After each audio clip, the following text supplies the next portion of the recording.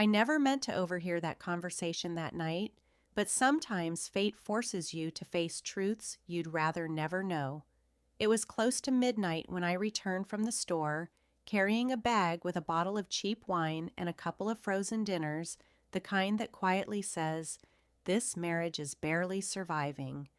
As I stepped inside our small rental house on Elmwood Avenue in Charlotte, North Carolina, her voice stopped me cold, low, sharp, and filled with frustration. "I can't stand being with him, Megan. I feel trapped. He's like a ghost I can never escape." I froze where I stood, my breath caught in my throat. Her words cut through me like a knife. I was never supposed to hear them, but I did. And in that single moment, everything finally made sense. Marriage often begins like a beautiful dream, passionate promises, whispered conversations late into the night, and endless laughter over the smallest things.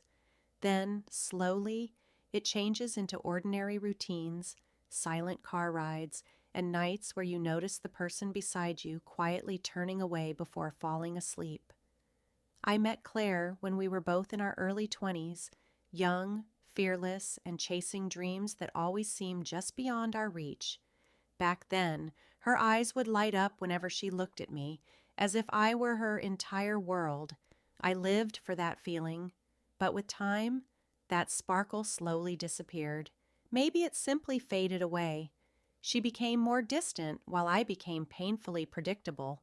I worked my office job, came home every evening, and did everything I could to be the husband she needed. Somehow, it was never enough. Standing there in the dark hallway, listening as she admitted she hated being with me, felt like my heart was being crushed beyond repair.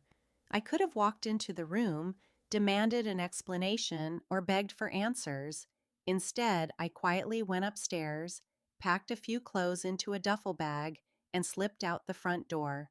No argument, no goodbye note, no confrontation. She wanted freedom, so I gave it to her.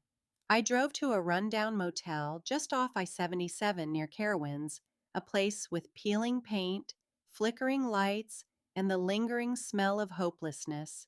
Sitting on the worn-out bed, staring at the loud, outdated wallpaper, I kept wondering how long she had really felt that way. How many months or years had I been nothing more than a shadow haunting her life? The next morning, my phone exploded with missed calls, text messages, and voicemails. "Where are you? We need to talk. Please come back." It almost made me laugh. The same woman who couldn't stand being around me was suddenly terrified because I had disappeared. I ignored every message. I let her sit with the silence. I wanted her to experience what it felt like to lose someone who had always been there without asking for anything in return. 2 days later, she came to the motel. When I opened the door, she barely looked like herself. Her eyes were hollow, her hair was a mess, and her voice trembled as she whispered, "Why did you leave?" A hollow laugh escaped my lips. "Do you honestly need me to explain?" She lowered her eyes before quietly saying, "You weren't supposed to hear that." That was the real problem.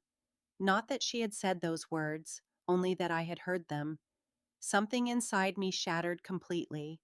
I stepped aside and silently let her inside. She remained standing, refusing to sit down. "Was it true?" I finally asked. She paused for just a little too long. That silence answered everything. For the first time, Claire, the woman who always seemed to have the perfect words, had absolutely nothing to say. She searched desperately for an excuse, for anything that could keep me from walking away. But by then, I was already gone. Not just from that motel room, but from her completely. The moment I heard those words, something inside me had already checked out. "I was upset," she finally whispered. "I was frustrated. I didn't mean it like that." I slowly shook my head. "You don't say something like that unless a part of you truly believes it." Her eyes filled with tears. "I love you, but—" I stopped her before she could finish.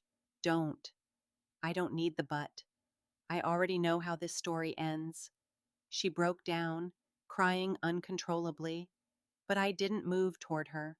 For years, I had been the one lying awake at night, wondering whether I was enough, questioning every part of myself. Now it was her turn to face the emptiness that comes when the person who always stayed finally chooses to leave. I never returned home. The divorce was painful and messy, but healing wasn't. Somewhere along the journey, I realized something important. Leaving was never the hardest part. The hardest part had been staying in a place where I wasn't wanted, staying inside a love that had already turned to ashes. Claire reached out a few more times, hoping we could somehow rebuild something that had died long before either of us admitted it. But by then, I had already found something far more valuable: peace. And eventually, I found someone whose eyes looked at me the way I had always hoped to be seen, like I carried the stars within me.